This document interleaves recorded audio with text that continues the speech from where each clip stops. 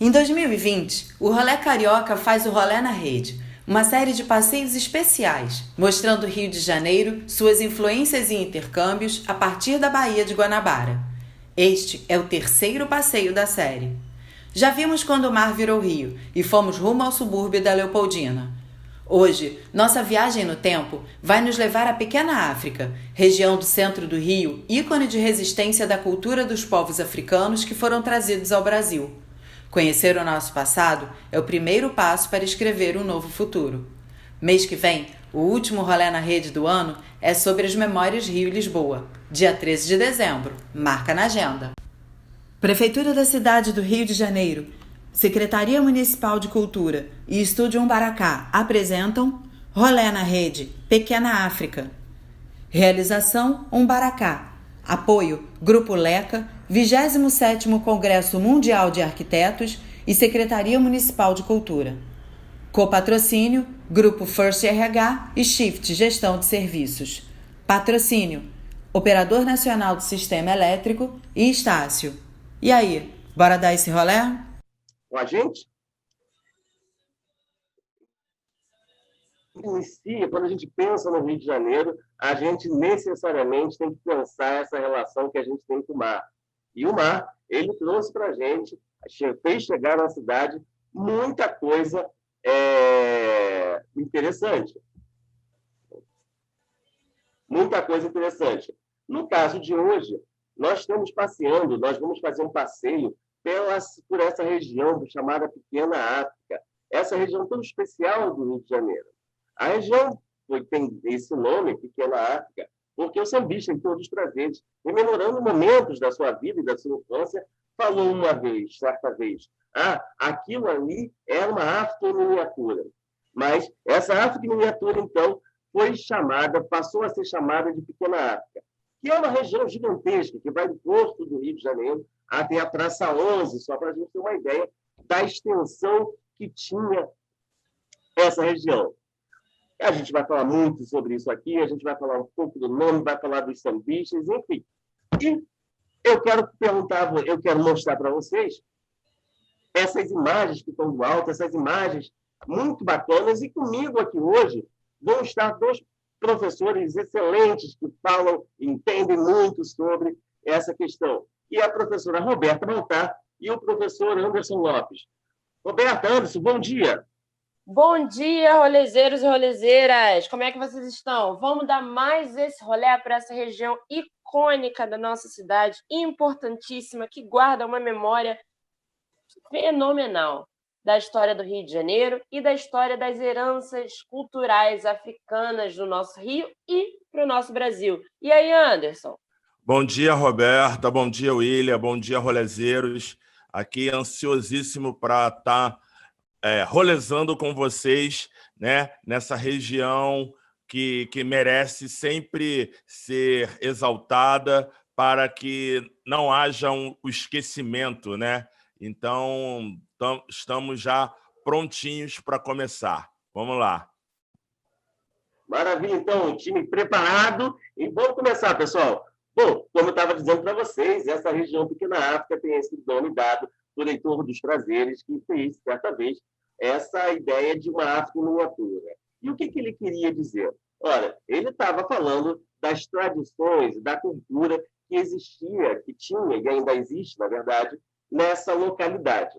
Bom, quando a gente fala, então, desde a região do Porto até a Praça 11, nós estamos falando de algumas partes bastante interessantes. E quando a gente fala da cultura negra, ou quando a gente fala do período de escravidão no Brasil, é um tema bastante delicado, inclusive porque no Brasil, durante muito tempo, e ainda hoje, faz questão de esquecer determinadas memórias que tem. Tanto é que até hoje, lá no Brasil, nós não temos o Museu da Escravidão. E quando a gente fala de Museu da Escravidão, para que serve o museu? O museu é justamente essa ideia de você rememorar, de você não comemorar, mas rememorar determinados fatos que não devem, que não precisam e não podem ser repetidos. Mas aí, falando um pouco de toda essa população, de todas essas almas, homens e mulheres, que chegaram aqui vindos da África, eu vou passar agora a palavra um pouquinho para a Roberta, que vai mencionar e vai trabalhar um pouquinho com quem é que vinha para o Brasil. É isso aí, gente. Quando a gente pensa na escravidão negra, né, ela tem uma característica muito diferente, muito mais intensa, que é justamente a desumanização dessas pessoas que foram retiradas de seus lares, retiradas do seio familiar e trazidas à força para serem vendidas enquanto mercadoria. E a gente tem aqui, não só no Brasil, mas no Ocidente, de um modo geral, quando a gente pensa em África, às vezes fica uma coisa muito pasteurizada, como se a África fosse um país, e a África é um continente imenso, rico, vivo. Então, quando a gente pensa em quem veio para cá, quem veio para o Brasil de uma forma geral, por exemplo, para as Minas Gerais iam os escravos, né, vinham pessoas que eram escravizadas nas Minas, mas eles vinham do Sudão, porque eles já tinham essa experiência de trabalhar com as minas. Para o Rio de Janeiro vinha bastante gente de Moçambique, Angola, e mesmo dentro desses recortes geográficos, né, desses países que a gente está utilizando, a construção que a gente tem hoje, o território que a gente entende hoje, né, tinha diversas etnias ali dentro de cada um desses recortes geográficos.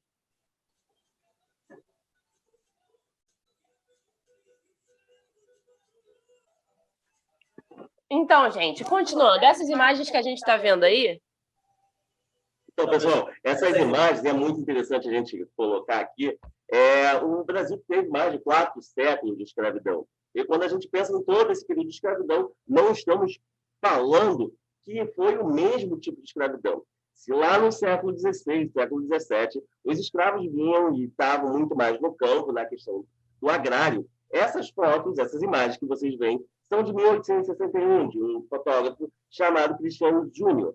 E nós podemos perceber que essas pessoas escravizadas, elas tinham o quê? Elas tinham profissão, elas trabalhavam no urbano, então nós vimos ali, por exemplo, o vendedor de cadeiras, o cesteiro, tem, por exemplo, passou numa dessas imagens, um advogado, ou seja, eram pessoas que trabalhavam na cidade.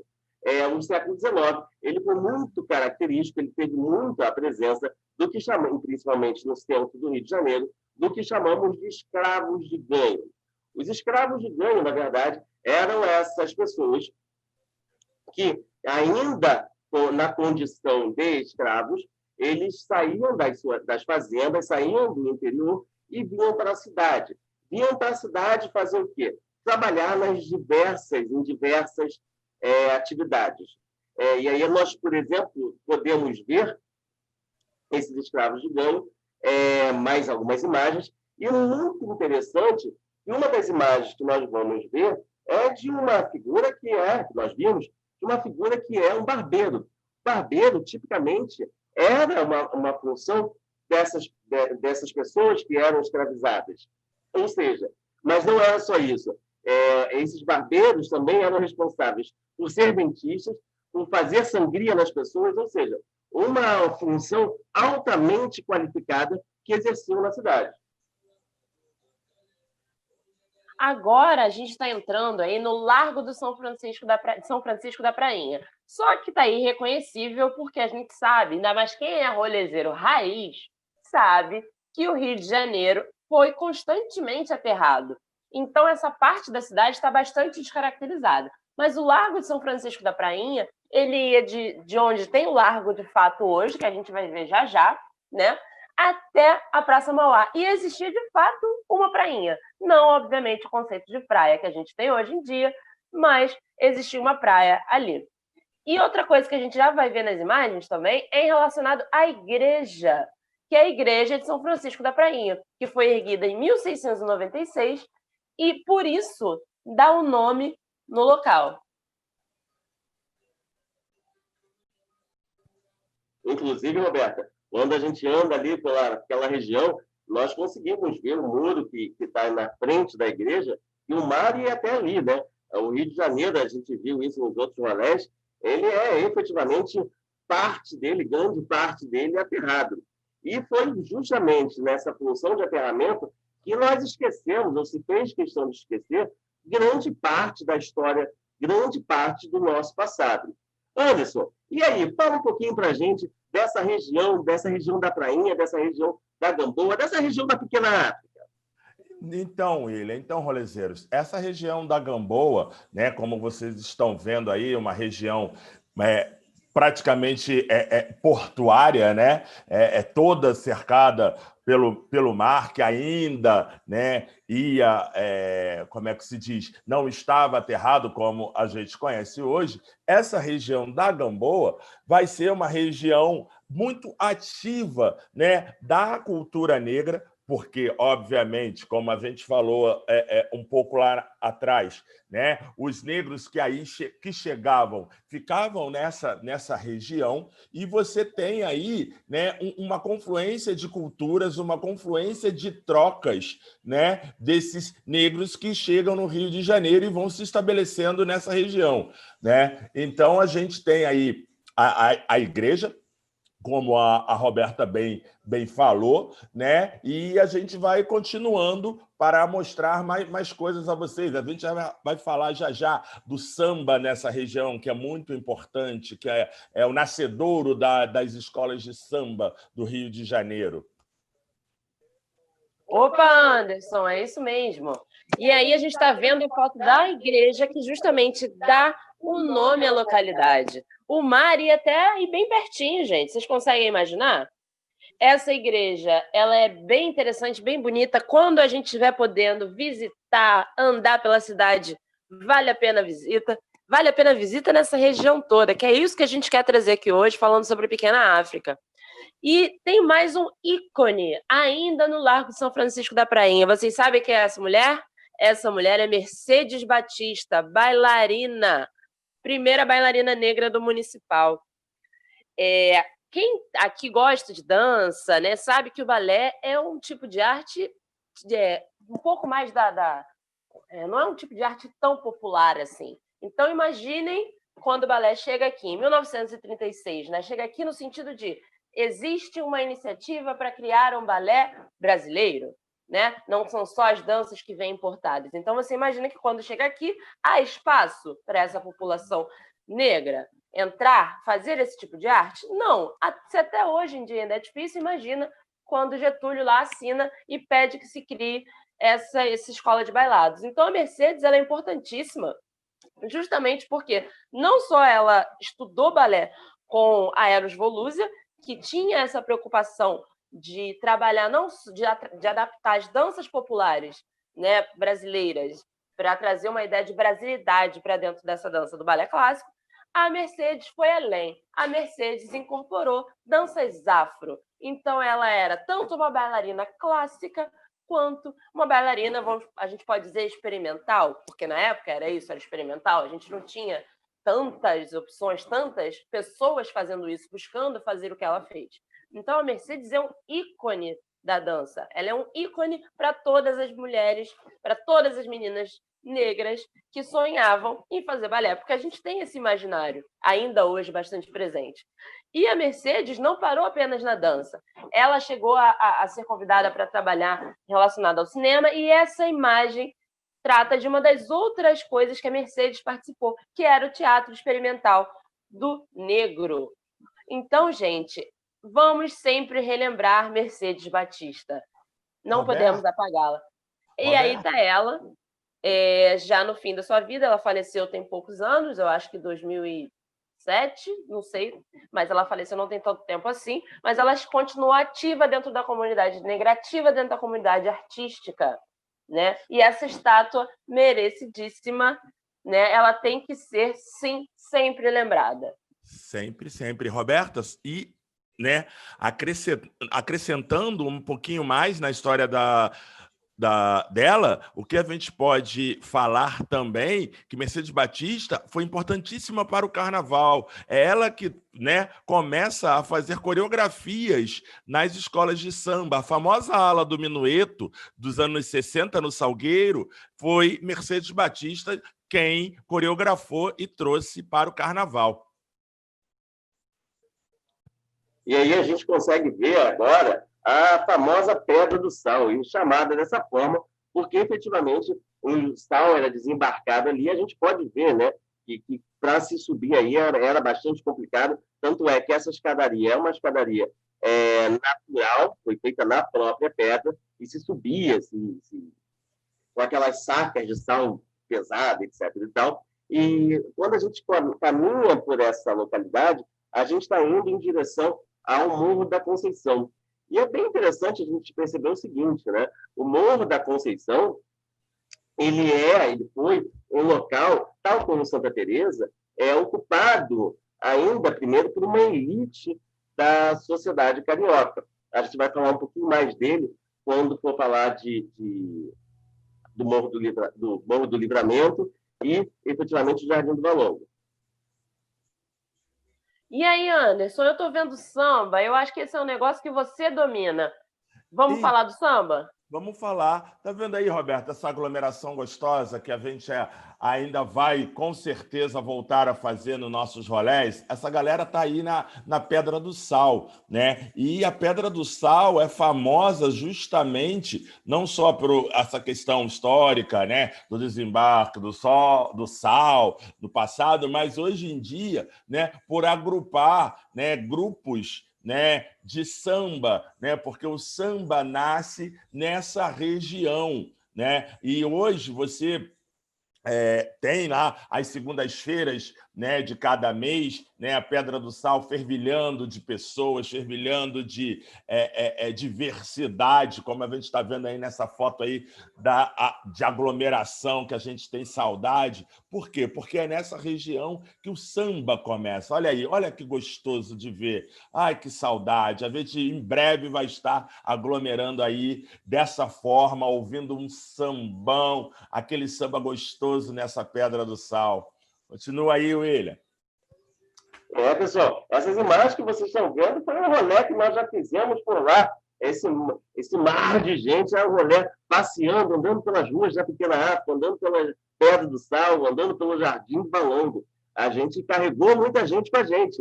E, de novo, a gente vê essas imagens, belas imagens aéreas da região, e a gente vai indo, né? Quando a gente vai indo, quando a gente vai descendo, daqui a pouquinho vocês vão ver, a gente efetivamente vai chegar no Morro da Conceição, falar um pouco do Morro da Conceição e dessa localidade tão especial que fazia uma contraposição, em dada medida, com a própria região da Pequena África. E por que fazia essa contraposição com a região da Pequena África? Como eu estava colocando para vocês, tal como Santa Teresa, o Morro da Conceição foi ocupado pela elite carioca. Até hoje, quando a gente anda pelo Morro da Conceição, nós encontramos casas grandes, casas eventualmente suntuosas, que não combinava muito com a população que vivia justamente um pouco abaixo, que tinha, embora alguns com boas condições, mas era uma população majoritariamente pobre, que se colocava nessa região.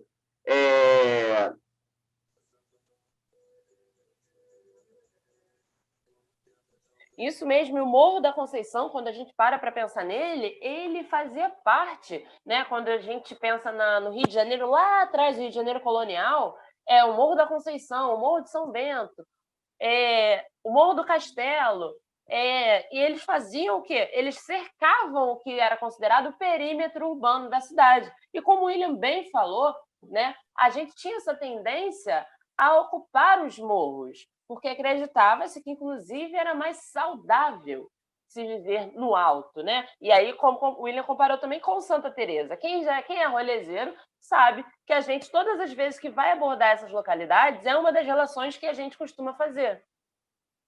E aí, quando a gente sobe, chega lá no cume do Morro de Santa Teresa, a gente tem o Palácio Episcopal. Essa bela construção ampla que vocês estão vendo é o Palácio Episcopal. O Palácio Episcopal, ainda presente hoje, ainda importante edifício daquela região hoje. E quando a gente entra nesse Palácio Episcopal, a gente tem uma suntuosidade, uma obra arquitetônica bastante interessante. E aí a gente vai ter, por exemplo, um poço de água dentro do Palácio Episcopal, a gente vai conhecer um pouquinho do interior desse Palácio Episcopal. E como a gente consegue ver, a rua, na verdade, do Morro da Conceição, ainda é todo em paralelepípedo, ainda guarda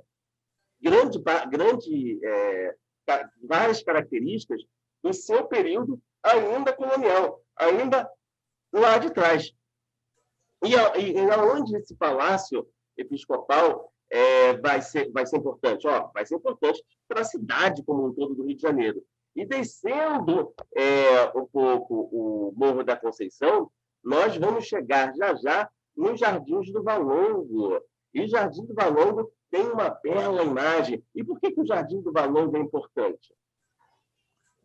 William, o Jardim do Valongo, ele é importante, assim, né? Importante em dois sentidos, digamos assim. Uma, obviamente, numa beleza e no resquício de memória que a gente tem, e foi importante naquela época, né? Foi importante naquele período, né? Dentro do que pensavam algumas pessoas da época, para fazer uma distinta separação entre o Morro da Conceição e ali o Morro da Providência, né? Para poder deixar claro, como você já bem disse, o Morro da Conceição, ocupado por pessoas um pouco mais abastadas e tudo mais, né? Não queriam fazer essa mistura com a galera que já menos abastada, mais pobre, que vivia já no Morro da Providência e na parte de baixo. Então, o jardim era uma forma até de separar essas pessoas, não é mais ou menos isso? Não, tem que estar coberto de razão. Tanto, essa região ficou abandonada durante muito tempo. E só com as obras do Porto, para as Olimpíadas e tal, e elas foram recuperadas. Nós temos o Jardim do Valongo, daqui a pouco nós vamos falar do Cais do Valongo também. Então, essa região aí, que nós estamos vendo, como o Anderson bem falou, a Rua Carmelindo, ela divide, né? O Morro da Conceição foi feito efetivamente para isso, para criar um caminho até o centro da cidade e para fazer essa divisão distinta, né? E não queria que as pessoas que estavam no Morro da Providência fossem para o Morro da Conceição. E aí a gente tem, inclusive, a construção dessa Casa Amarela, que não é nova, é da época. Era uma casa chamada Casa de Guarda, que as pessoas tinha guardas que ficavam olhando para que a população dita, a classe perigosa, e quando a gente fala classe perigosa, no entendimento lá do século XIX, do século XX, eram as classes pobres, não fossem para o Morro da Conceição, não chegassem próximo ali. Nós sempre vivemos uma clara distinção social na nossa sociedade. E aí, gente, você... Opa, Anderson, vamos lá? Eu ia falar para você começar a dar uma pequena fala sobre essa distinta senhora que aparece para a gente agora, Tia Seata. Com certeza, Anderson. Essa distinta senhora é a Tia Seata. Tia Seata, gente, quem gosta de samba conhece Tia Seata. Quem não conhece Tia Seata vai conhecer agora. Ela é essa mulher que tinha, né, uma das tias baianas. O William pode falar depois melhor para a gente quem eram essas tias baianas, né, que tinha uma relação com o samba, uma relação com as casas de matriz de religião africana, que no centro da cidade elas ocupavam esses espaços que muitas vezes eram proibidos, tinha muitas batidas policiais que estavam completamente imersas na questão da cultura e na preservação dessa herança cultural. Mas agora a gente está vendo um cara muito interessante aí, Anderson. Quer dizer, William?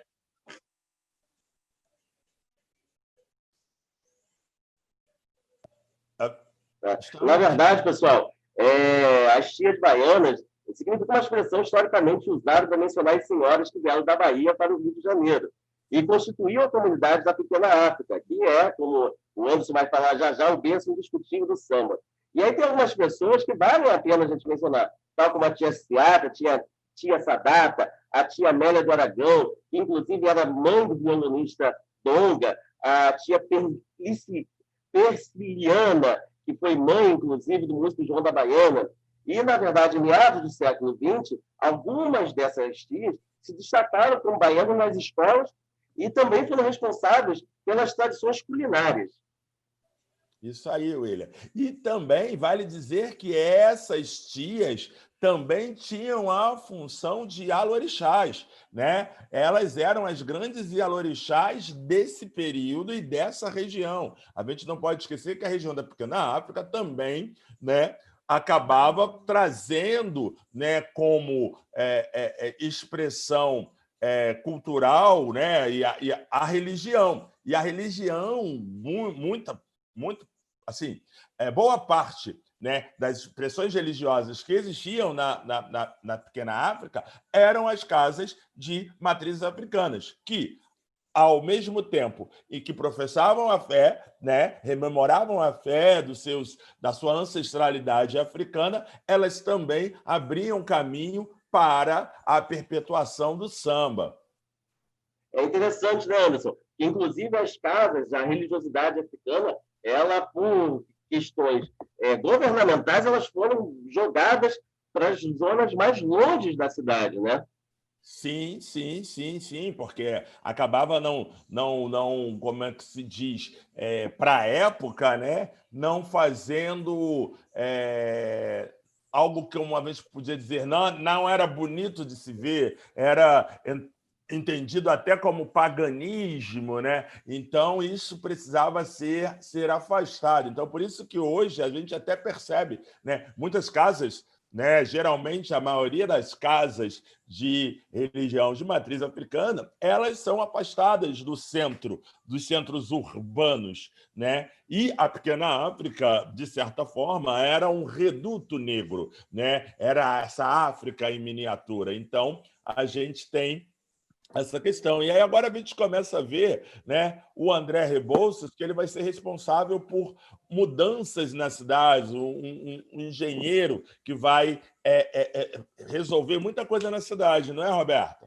É isso aí, Anderson. A gente aqui hoje, a função desse rolê é da gente resgatar um pouco dessa memória, trazer, não deixar cair no esquecimento. O André Rebouças, ele construiu aquele galpão que vocês viram há pouquinho tempo, né? Que é aquele galpão que fazia parte do complexo escravista ali, que agora é onde a gente já está vendo aí o Cais do Valongo. Então, se você tem um cais que desembarca essa população para ser escravizada, você tem que criar um complexo em volta que dê conta de todas as questões que vão transformar essas pessoas em mercadorias. Então, a questão do André Rebouças, ele era um negro já liberto, né, engenheiro, abolicionista, e aquele galpão que chama Docas Dom Pedro II foi construído por ele.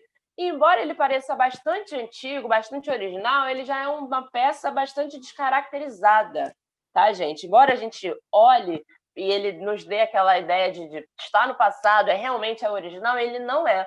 E o André Rebouças foi importantíssimo para a questão abolicionista. Então, são nomes que nós não podemos esquecer. E a gente está vendo Cais do Valongo aí agora. Isso aí, o Cais do Valongo. E o que é o Cais do Valongo, rolezeiros? Né? Vamos lembrar um pouquinho. A gente tem lá o porto da Praça 15, né? E tal, o famoso porto da Praça 15, onde chega a família real, onde a família real vai embora.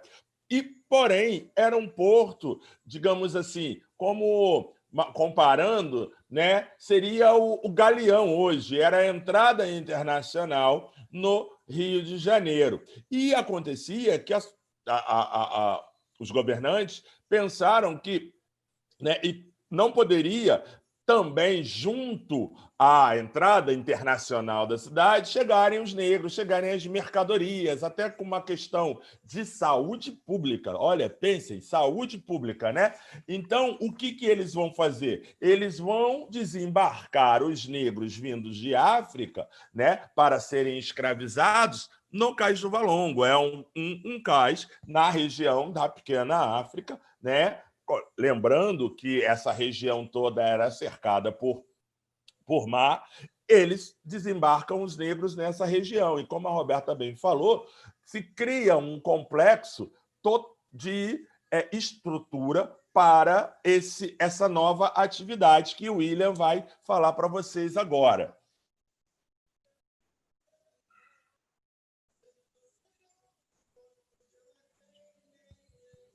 Como eu estava comentando com vocês, essa região ela ficou aterrada. Historicamente, se sabia que havia tido um cais, coisa e tal, havia tido um cemitério de pretos, mas não se sabia onde, justamente porque, como nós vemos aqui, nessas imagens do início do século, o cais, por exemplo, está aterrado, onde hoje nós podemos visitar, estava aterrado. E se perdeu, né? E aí, como você quer apagar, quando você quer apagar ou substituir uma memória de certa população, o que você faz? Você constrói por cima. E foi isso que aconteceu, inclusive, com o Cais do Valongo. O Cais do Valongo, que era um local de recebimento de pessoas escravizadas, a partir da chegada da Leopoldina, da princesa Leopoldina, ele foi remodelado. E essa figura, essa imagem que vocês veem agora, é o antigo Cais do Valongo, mas que sofreu todo um processo de embelezamento para receber quem? Para receber a princesa Leopoldina. Então, a gente vê que, na verdade, a história é uma guerra de memórias. E como a Roberta e o Anderson estavam falando, não há só o cais, há todo um complexo em volta para você receber essas pessoas, esses negros que estão chegando. E por quê? Porque eles chegam, por exemplo, fracos. Então, você precisava de uma casa de engorda, era esse o nome. A casa de engorda servia para aqueles escravos que chegavam mais debilitados poderem comer, poderem se fortalecer para depois serem vendidos por um preço mais alto. É isso aí. E assim, você imagina a viagem de navio sob condições extremamente violentas e forçadas, não é? Essas pessoas não vieram para cá porque eles estavam com vontade, elas foram retiradas de seus lares, como é sempre bom a gente frisar, e chegavam aqui em péssimas condições, inclusive doentes. Então, a gente tinha um local para cada tipo para cada etapa, né? Então, se tinha casa de engorda, se tinha o lazareto, fiquem atentos, porque o lazareto é super difícil de encontrar referência, e vocês vão ver uma imagem aqui no rolê hoje, já já. E o lazareto era o quê? Se a gente busca lazareto, ele vai estar sempre conectado à doença. É sempre uma ideia de um local que tem que ser distante, porque é onde se colocavam leprosos, é onde se colocavam as pessoas, como uma espécie de quarentena. Tá aí, ó, o lazareto. Então, uma das questões desse complexo escravista também incluía esse local para você colocar os doentes e ver o que vai acontecer, ver se vai dar para recuperar, senão eles já estão lá bem afastados, onde se quer, distante de todos. Ô, Roberta, opa!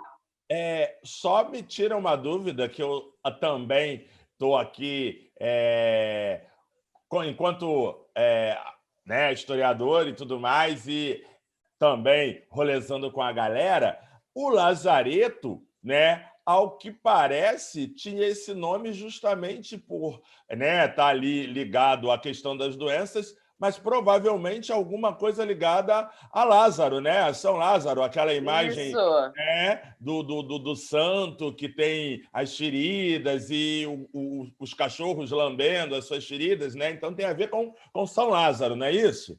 Exatamente, a ideia é essa mesmo, o nome vem daí. E esse lazareto do Valongo, ou lazareto da Gamboa, como ele também é conhecido, é muito difícil da gente achar referência, porque questões como se até o cais do Valongo foi apagado, imagina um lazareto, o que não se vai fazer com ele? E agora, gente, a gente passou pelo Largo do Depósito, que é a atual Praça dos Estivadores, tá? Que também é mais um local que guardava um desses complexos, né, escravistas ali do entorno do Valongo, e que faz parte, né, do circuito histórico e arqueológico da celebração da herança africana. Tá? Então, a gente está aí no Centro Cultural José Bonifácio, que é um dos elementos, que é um dos prédios onde se tentou, ou se tenta ainda, porque a gente sabe que nós não temos um museu da escravidão. Né? É uma das maiores vergonhas, inclusive, porque diversos países se preocuparam em fazer, porque quando a gente pensa em museu, a ideia de museu ela serve para a gente lembrar, e lembrar não é só lembrar de coisa boa, a gente tem que lembrar também daquilo que a gente se envergonha, que é para que não se repita. Então, essas imagens são de um evento, porque chegou uma das peças, vocês vão ver agora uma peça fortíssima, que são correntes e chaves, né? Então, a gente precisa de um local específico, a gente precisa de uma iniciativa específica para tratar dessa memória, desse período dolorido, né? Porque se a gente não bate nessa tecla, se a gente não cutuca essa ferida, a gente tende a repetir, a gente tende a fazer com que isso tudo que aconteceu, com que a escravidão, né, se esqueça, se apague. Então, vocês estão vendo aí a imagem, né? Vocês vão começar, vai ter uma imagem bem legal de perto, e aí tem justamente as Mães de Santas nesse evento, e lá atrás vocês estão vendo o Museu da Escravidão e da Liberdade. Só que esse projeto ele não chegou a ser concluído de fato. Então, a gente ainda não pode dizer que tem um museu da escravidão. A gente tem iniciativa, a gente tem uma militância muito forte buscando isso, e a gente já está entrando agora numa outra descoberta fantástica, né? E uma descoberta fantástica e um pouco tensa, né? Que é o Instituto de Pesquisa e Memória dos Pretos Novos. Como o William falou, acho que o Anderson também, nessa região a gente sabia-se que tinha cemitério, né?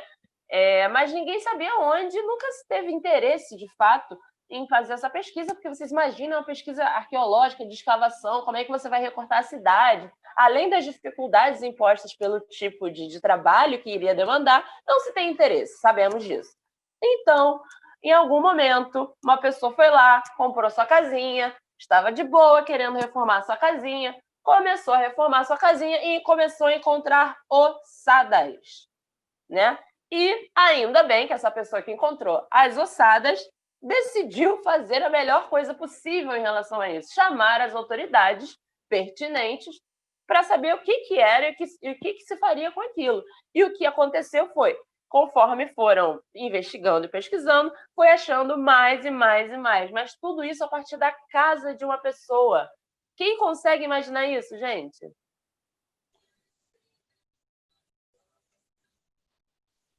E aí, Anderson?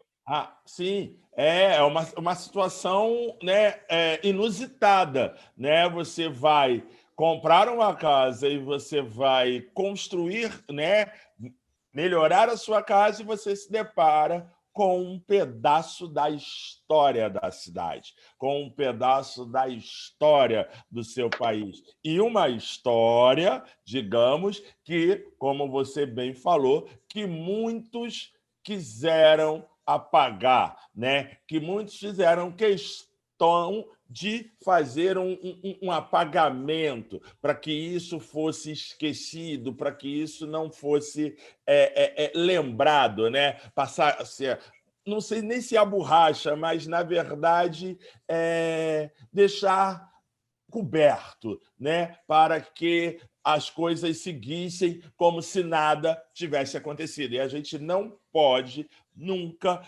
deixar esquecido essa ferida, que é uma ferida ainda aberta no nosso país, que foi a escravidão, né? E aí agora a gente começa a ver a igreja, né? Nossa Senhora do Rosário, dos Pretos do Benedito. Essa igreja ela está ali hoje na região da Rua Uruguaiana. Essa igreja é uma igreja da Irmandade Negra, né? Os negros ajudaram a construir, e é uma igreja que tem, né, a participação negra. Aí também tinha um cemitério para os negros serem enterrados, digamos, legalmente, falando assim, né? E essa igreja ela tem uma curiosidade atual, né, Roberta? Acho que você pode falar melhor sobre o que você encontrou na sua visita e nas suas pesquisas. Fala aí para gente. Então, Anderson, é curioso, né? Porque a primeira coisa que a gente tem que pensar quando pensa em Pequena África, quando pensa em Irmandade, é pensar na palavra resistência. Foram todas formas de resistência à escravidão, de resistência de uma população a um processo absolutamente desumano, a um processo absolutamente cruel que nós vivenciamos. essa Irmandade, quando foi criada, uma Irmandade de pretos, né? E quando foi criada, ela também não é a única que tem na cidade do Rio de Janeiro, mas talvez uma das mais representativas, embora a igreja não seja tão suntuosa, por exemplo, como outras igrejas da cidade do Rio de Janeiro, ela tem uma importância muito grande e, para a época, inclusive, ela era bastante rica, digamos assim, não em comparação às outras, é claro. E, curiosamente, essa igreja encontra-se fechada. Infelizmente, o Ministério Público fechou, pediu para fechar, porque havia um desvio de verbas, coisa e tal, porque as obras de não haviam sido acabadas. Mas, em breve, ao que tudo indica, ela estará de volta, ela estará reaberta. E o William falou uma palavra-chave aí, gente, desse que define esse rolê, que é resistência. Todos os ícones que a gente trouxe aqui, sejam arquitetônicos, sejam as pessoas que nós citamos, Tia Seata, Mercedes Batista, André Rebouças, nós estamos falando de ícones pretos que merecem ser cada vez mais lembrados. A gente não pode deixar que essas pessoas, que todas as coisas que essas pessoas fizeram, que toda a luta dessas pessoas e das comunidades das quais elas vieram seja em vão. A gente não pode deixar que isso seja apagado. Ou pior do que aquele apagamento, né, que é fechar ou que é não dar verba, é deixar deteriorar, como acontece com muitas coisas na cidade, né? A gente também tem essa cultura muito forte. Quando não se dá investimento, se corta investimento, ou então a gente deixa só deteriorando aos poucos. E isso a gente não pode deixar acontecer, nem com a Igreja do Rosário, nem com Pretos Novos, nem com nenhuma outra dessas localidades que guardam essa memória, que ela não é só importante para a questão da cultura africana no Brasil, ela não é só importante para o povo negro, ela é importante para o Rio de Janeiro, ela é importante para o país. Isso mesmo, Roberta. E assim, e como subproduto, né, dessa região, e como subproduto da cultura fomentada nessa região, né, uma coisa muito atual que hoje em dia a gente escuta se falar que não se pode dar a verba, não se pode, são as escolas de samba, que elas saem dessa região. As escolas de samba, elas têm a sua pujança nessa região, né? Que vai da Praça Mauá à Praça 11, né? Que é da Redentor, e depois a Marquês de Sapucaí. É como tem um livro, né, da Redentora à Praça do Apocalipse, ou seja, a Redentora, a Pequena África, a Marquês de Sapucaí. Então, o carnaval, que é muito fomentado na nossa cidade, o carnaval que hoje a gente está aí com um carnaval de incertezas, né, ele tem na cidade do Rio de Janeiro o seu nascedouro nessa região tão rica e tão maravilhosa que é a Pequena África. Maravilha, Anderson, maravilha, Roberta. A gente vai terminando, vai encerrando aqui com essas imagens, belas imagens de cima da Pequena África, mas a gente não acabou, não. A gente vai esperar vocês. Acabando aqui, a gente vai estar pronto para bater um papo com vocês. Dá uma ligada na câmera agora, na câmera de vocês, para a gente poder se ver. E vocês vão conhecer também o Anderson, para quem não... Eu e o Roberto, a gente é mais velho aqui, mas vocês vão conhecer o Anderson. E, Anderson, você também trabalha com carnaval. E qual é a escola, então, que vai fazer em 2021 com esse tema sobre Pequena África? Então, galera, quem vai falar sobre Pequena África, né, no próximo carnaval, que a gente ainda não tem a definição oficial, é a Acadêmicos do Vigário Geral, na qual eu sou coreógrafo da comissão de frente, né? O ano passado já estava e esse ano continuo, e ela vai fazer uma homenagem a essa região e justamente com o enfoque da resistência. É um lugar de resistência, é um lugar que não pode ser esquecido, e a Acadêmicos do Vigário Geral vai estar falando sobre a região. E a galera aí, rolezeira, depois, né, quando a gente voltar ao carnaval, quando o carnaval for confirmado, né, não sabemos quando ainda, precisa essa questão toda de pandemias, aglomeração e tudo mais, mas quando for confirmado, fiquem atentos a Acadêmicos do Vigário Geral. Maravilha, pessoal, muito legal. Então, quem puder, abre a câmera para a gente ver vocês, para vocês verem a gente. A gente vai estar aqui agora, já tem uma opção de perguntas que a gente vai dar uma olhada aqui, Mas quem tiver pergunta para fazer, quem tiver alguma dúvida, fala com a gente. Vamos lá. Obrigado, Viviane, maravilhoso o trabalho de vocês. Sempre quis participar e vai se tornar, já é uma rolezeira, se tornará não, já é uma rolezeira, Viviane.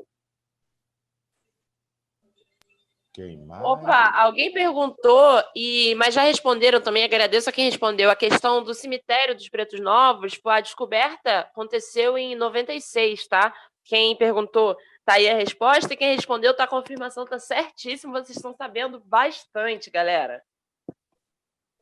A outra coisa bem legal que tem naquela região, que eu inclusive, quando estudava, fazia faculdade, eu conhecia a região da Pequena África por conta de um bloco que tem ali, que era o chamado Escravos da Mauá.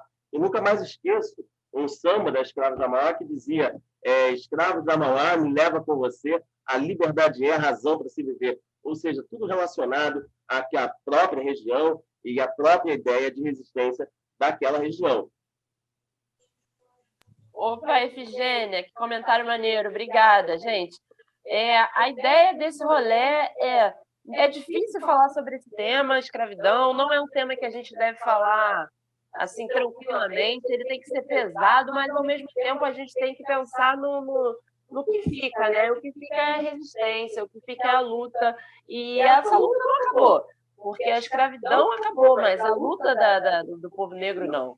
Entendeu? Então é uma das coisas que quando a gente resgata essa memória é o que a gente faz, a gente dá um pouquinho mais de gás para essa luta.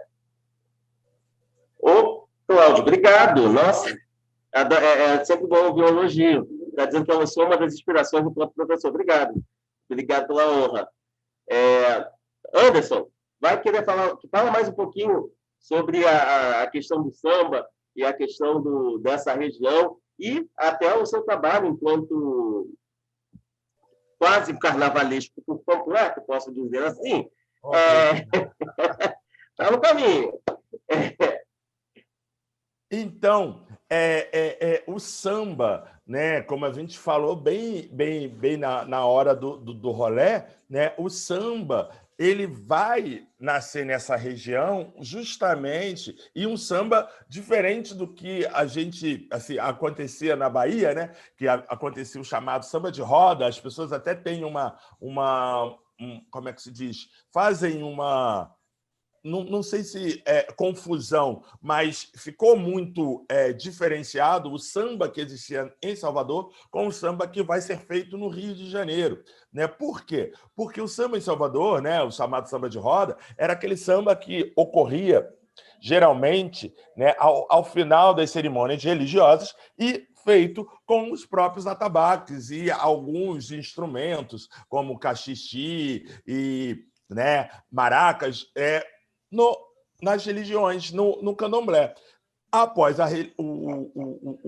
os ritos sagrados, né, se havia aquela confraternização. Aqui no Rio de Janeiro também acontece isso. Porém, né, o que vai ter de diferenciação? Nesses sambas pós-cerimônias, vão ser introduzidos outros instrumentos, como o pandeiro, como o cavaquinho, como a flauta transversa, e aí ritima melhor esse samba, né? Esse samba que é de origem, né, africana, que a gente sabe que é o semba, né, de Angola, a questão do semba, que aqui vira samba, né? Teve quando a Unidos Vila Isabel fala de Angola, ela justamente faz essa como é que se diz?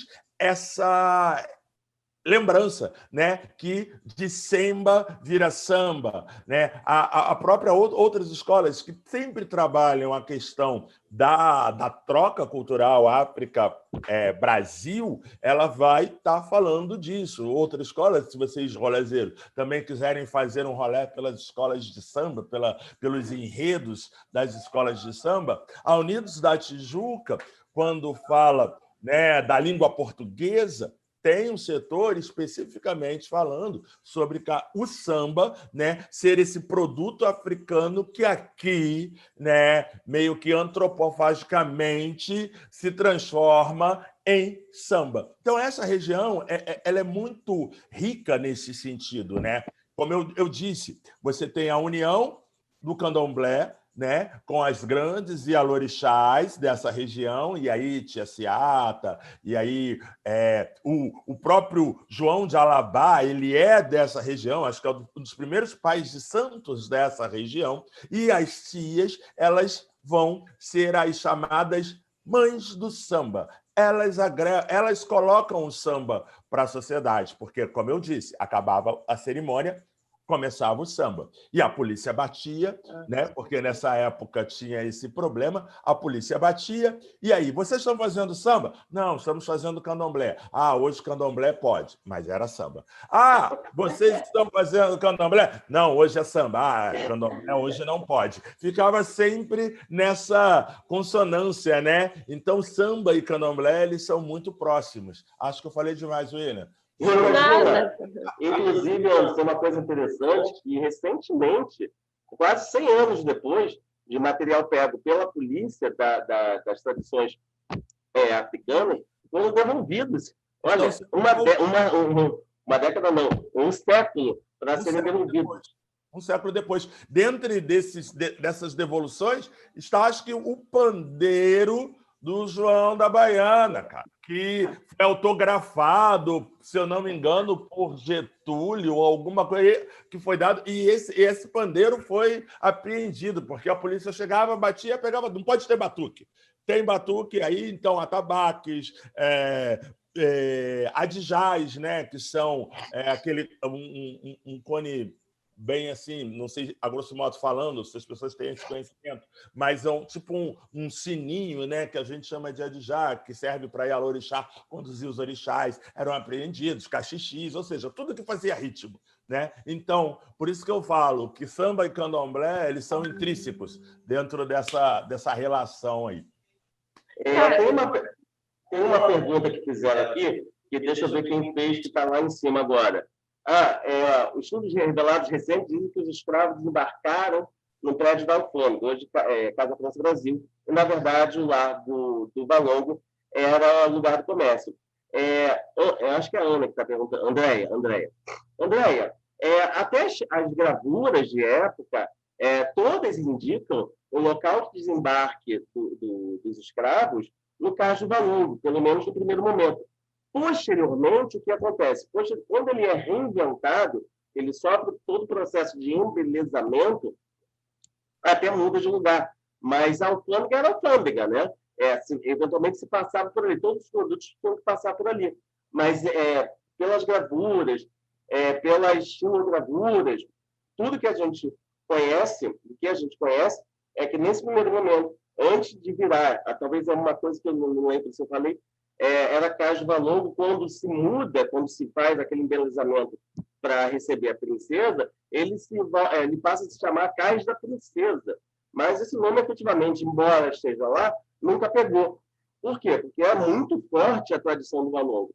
Inclusive, quando vocês puderem ir nessa região, vocês vão perceber que existem 3 camadas de aterramento. A primeira camada, justamente, que é a camada com pedras mais baratas, etc. e tal, era para a chegada dos escravos. A segunda camada, que são com pedras gigantescas, mais sofisticadas, que foi para o Cais da Princesa. E a terceira foi quando, já no final do século XIX, com as grandes remodelações da cidade, houve esse terceiro aterramento. Tal como no Jardim do Valongo, ele só foi desaterrado, no caso, com as obras do Porto, da construção do Porto Maravilha, tá bom? Eu estava querendo comentar um negócio com o Anderson, porque quando a gente fala das tias baianas, eu tenho que falar de comida, gente. Quem me conhece vai achar estranho se eu não falar. Tem uma tradição do angu à baiana, que aqui no Rio a gente tem o zungu, que é a mesma lógica, só que é com frutos do mar. E aquela região ali do Largo São Francisco da Prainha, teve uma época que teve bastante barracas, bastante intensificação dessa tradição, né, dessa questão da comida. E o Anderson falando também da questão dos instrumentos, das batidas policiais, e Getúlio, ao mesmo tempo que Getúlio, né, enquanto presidente, a polícia, entre aspas, respondia a ele também quis se aproveitar dos elementos que se tornaram populares no sentido de a população gosta, dá gente, dá movimento, tanto que, voltando para a questão do balé lá da Mercedes, ele encomenda um balé, né, não quando a Mercedes dançava, né, mas ele encomenda um balé para o teatro, para a escola de bailados do Teatro Municipal, cujo tópico, o personagem principal é um violão. E naquela época o violão não era bem visto. O violão era o símbolo do malandro, o violão era ligado ao samba também, era ligado a essa parte da sociedade que as pessoas não consideravam como bem vistas. E que não trabalhavam, né? Porque o Getúlio está totalmente ligado à ideia do trabalhismo, à ideia do... E tanto que é nessa época que tem... Que aí, como você bem falou, o Getúlio vai se apropriar da cultura popular, né? E aí tem as guerras entre dois sambistas, que é o... Agora me fugiu, mas que continua fazendo samba de malandro e o outro Getúlio financia, e aí ele começa a fazer samba em apoio ao trabalhador. Você tem que largar o violão, você tem que largar a noitada e botar um terno e não sei o quê. Agora me fugiu o nome dos sambistas, que não era nem o... Assim, você que tem o Noel Rosa na época, mas... não é o Neo Rosa, é um que rivalizava com o Neo Rosa e depois vai rivalizar com esse outro que agora me fugiu o nome. Vocês me desculpem, porque nome é complicado. É muita coisa, né? Muita coisa. Tem um pessoal perguntando se a escrava Anastácia está enterrada mesmo na igreja, na Nossa Senhora do Rosário. Na verdade, as igrejas, antigamente, elas tinham quase todas, inclusive no centro do Rio de Janeiro, tem essa característica, em Minas Gerais também, de ter enterramentos dentro da igreja. Em Minas Gerais é muito mais tradicional, inclusive, mas essa igreja do Rosário, ela tem, sim, um cemitério lá dentro. O Anderson pode falar um pouco melhor. Tinha, pelo menos, uma estátua famosa, um busto da escrava Anastácia, mas eu não sei te dizer se ela está enterrada lá. Acredito que não. Pelo tempo, inclusive, de quando a igreja foi construída. Mas ela tem um cemitério lá dentro. Tem muita gente falando aqui, também tem como está sendo transmitido também pelo Facebook. Aí estou vendo aqui as duas telas com as perguntas.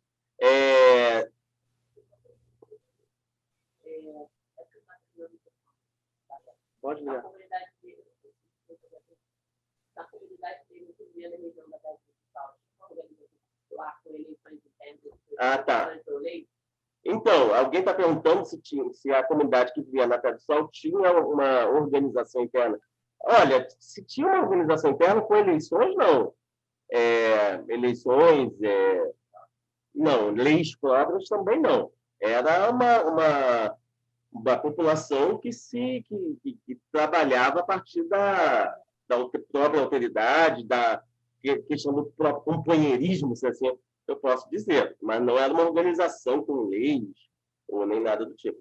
Era mais o corporativismo, né? O corporativismo Isso. Em termos de se entender ali enquanto negros, enquanto ou escravizados, ou libertos, né? Então ali vai criar essa empatia, né? entre eles. Eles têm essa relação. Óbvio, tem relatos assim de algumas organizações dentro dessa região, de uma galera mais ligada à religião, assim, dos dos negros islâmicos, então eles se reuniam ali, aquela galera do candomblé. Então, criam-se inúmeras comunidades dentro dessa grande região que é a Pequena África. A gente pode dizer que são diversas lideranças, né, que surgem, e aí comunidades de ajuda mútua, inclusive, quando as pessoas se mudam, vêm, sei lá, da Bahia para o Rio de Janeiro, que era um fluxo bastante intenso. Então, quem vem já sabe quem vai procurar, vai para casa de quem. As próprias tias baianas, elas são consideradas empresárias, né? Então, você tem uma espécie de comunidade de diversas lideranças, mas não se dá para dizer lei, representante, votação. Você tem essa coisa meio que espontânea que vai se organizando e que são as bases dos movimentos, né? Das vertentes do movimento negro, dos movimentos meu Deus, preservação cultural. Pessoal, tem gente perguntando aqui no Facebook se os quilombos eram altamente organizados. Bom, vamos lá, duas coisas. Quando a gente fala de Pequena África, a gente não está falando de quilombolas, tá? A gente está falando de uma região que surgiu no período que ainda assim existia escravidão, mas que continua até hoje. Mas a região do Porto, de uma forma geral, ela tinha uma quantidade muito grande de negros. Os quilombos, quando a gente fala dos quilombos, sim, a maior parte, não são todos, mas a maior parte deles eram muito bem organizados. E eram organizados porque era um processo de resistência que precisava se defender. Então, para todo esse processo de defesa, todo esse processo de alimentação, os quilombos, quando a gente fala dos quilombos, a gente imagina uma localidade onde as pessoas fugiram. Mas as pessoas podem, mas têm que comer. Então, eles tinham, por exemplo, todo um processo de plantio, tinham, por exemplo, todo um processo de defesa, tinham todo um processo de caça, e daí por diante. Inclusive, vários dos quilombos comercializavam com a cidade, porque nós tivemos quilombos que produziram efetivamente muito. Então, assim, acabou sendo interessante para toda a cidade comprar dessas regiões. Uma outra coisa que o pessoal está falando, essa hora que começa a dar aquela fome, é que a questão do angu e a questão da polenta, parece que na Bahia não existe... alguém disse aqui, eu não sei, não existe angu, existe polenta. Mas, enfim, eu acho que é só uma questão de nome mesmo, pessoal. Mas o prato é bom com os dois nomes. Eu também. Sim, gente, chama de angu, chama de polenta, tendo, tá bom. Acho que Minas também chama de polenta, alguma coisa assim, né? Mas é tudo farinha de milho cozida. E aí, menina? Vamos lá, estou vendo aqui que tem mais perguntas. Alguém mais tem mais questão, gente? Gabi, vamos tirar aquela foto? Opa, vamos! Então, pessoal, tradicionalmente, nós aqui tiramos uma foto do nosso rolê. Quem já conhece o rolê sabe disso. Então, assim, a gente queria pedir para vocês abrirem as câmeras de vocês para a gente tirar uma foto bonita e postar depois nas nossas páginas. E aí vocês se verem, enfim, tudo isso. Beleza? Vamos lá? Vamos abrir um pouquinho? Vamos abrir. Gente, que legal ver essa sala cheia, essas carinhas. Oi, Cláudio! Tá com saudade de dar um rolê na rua? Quem que tá com saudade de dar um rolê? Ai, gente, fala sério, hein? Vamos lá. E alguém está falando que em Minas, angu e polenta são pratos diferentes. Eu confesso que, para mim, polenta, mas eu não sei se é uma coisa do Rio que eu adoro, são aquelas tirinhas, normalmente fritas, né? Ela é cozida, depois frita. Ela é assada, na verdade. A diferença do angu para a polenta, até onde eu sei, é a textura, que o angu é molinho, a polenta você corta em fatias. Aí pode ser frito ou não. Frita é porque a gente é tenso, né, com comida. Mas assim, Então, inclusive, lá, São Francisco da Prainha, tem um restaurante lar quase, o Gomes. Eu acho que é. Existe até hoje lá. É de lá que a gente lembra da polenta frita. dando um rolé, Ciela, que maneiro. Então vamos lá, de máscara, gostei. Vamos lá? Vamos lá. Todo mundo preparado? Comandos, cadê? Eu quero ver os sorrisos, hein? Todo mundo sorrindo, a câmera aberta, gente. Peraí, gente, que deu chabu aqui, que é um negócio. Faz parte, gente. Se não der um chabuzinho, não dá nem sorte pro rolê. Maravilha. Estou vendo que todo mundo. Tem gente ainda com câmera desligada, não está querendo aparecer. Por favor, né? Mas quem está aqui, eu gostei, adorei os sorrisos. Muito obrigada. Grande prazer.